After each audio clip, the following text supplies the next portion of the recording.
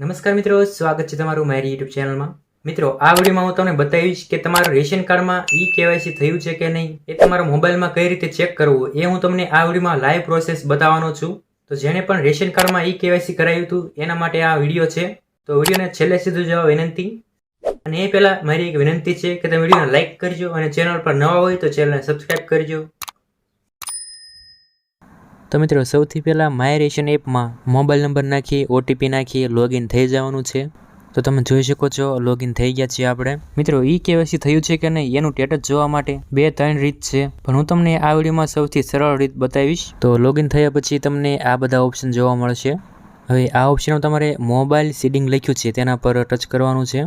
ત્યાર પછી આવે એક સૂચના આવે છે, આમાં નીચે થોડુંક સ્ક્રોલ કરવાનું અને જેમાં નીચે તમને ચેક બોક્સ દેખાય છે તો એ બોક્સમાં તમારે ટિક માર્ક કરી લેવાનું છે અને આ બટન ઉપર ક્લિક કરવાનું છે।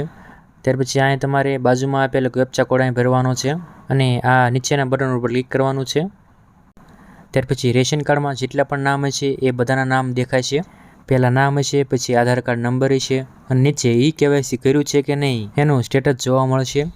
તો જે સભ્યનું કેવાયસી થયું હોય છે તેમાં આવું લખેલું આવશે કેવાયસી ઓન। ત્યાર પછી કેવાયસી ક્યારે થયું એની તારીખ જોવા મળશે।